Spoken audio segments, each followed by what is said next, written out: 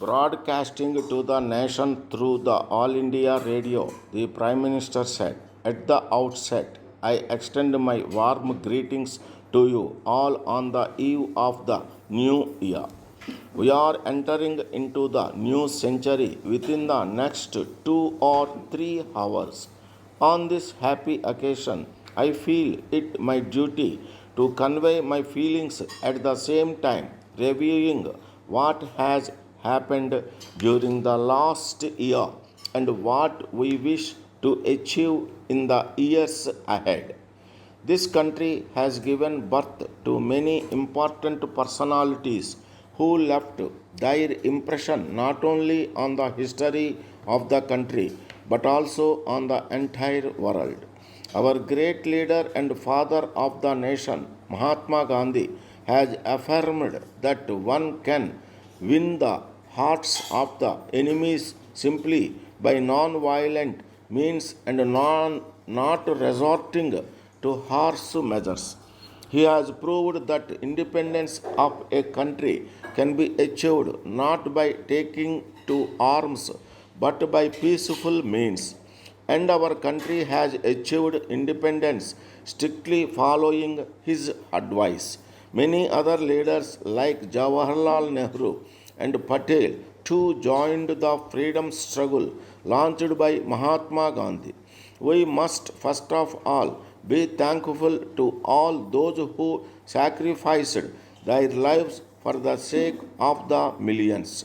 If we do not remember them, at least on one day in a year, we are considered to be unpatriotic. During the last 50 years after independence, this country has marched so far on many fronts, namely agriculture, industry, science, and technology. From the beginning, we are independent on land for many of our needs. We have been able to increase the productivity on the land by the use of machinery and equipment using the latest technology. I am very sorry to know that still in some areas the conventional methods of farming product are being taken up, which would certainly reduce the productivity. The government has taken all possible steps to provide these to the farmers so that they would be able to make use of the same. This will not only raise the standard of living of the farmer but also that of the nation.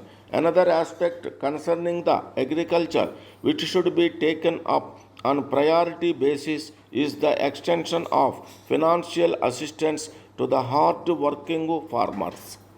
Unless this assistance is provided to them on time, they will not be able to get maximum benefit out of it. For this purpose, the finance minister in his budget speech has provided an amount of rupees 3000 crores for the benefit of the farmers. Under this scheme, good quality seeds will be supplied to the farmers before the sowing season at a subsidy of 50%. This will enable them to reduce their cost of production and make some profit out of the produce. On the industrial front, the country has witnessed large scale industrial growth. Every 5-year plan has taken care of formulating policies for the industrial development of the country. As a matter of policy, the government has attached great importance to small scale industries which would be able to provide employment opportunities to the educated youth. The large scale industries, on the other hand, which require large capital investment, would enable establishment of medium and small scale industries around such industries. In order to spread the industries to various parts of the land, the government offers incentives to those industrialists who set up their industries in backward areas, investing substantial capital. all over the world. At present, every government is forced to open up its economy, which will enable global competition. Our country is no exception for that.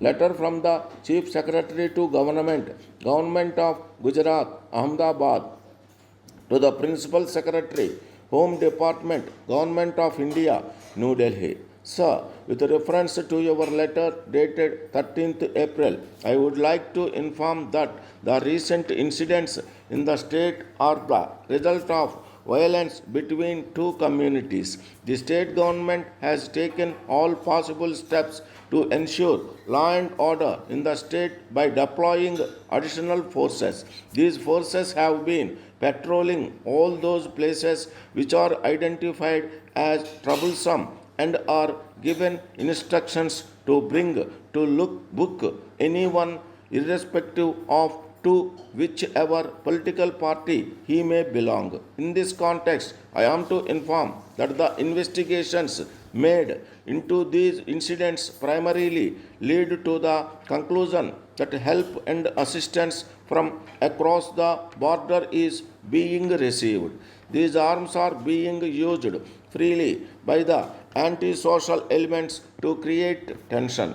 In view of the fact that the state has the longest border both on land and sea, it is becoming difficult to check the flow of arms.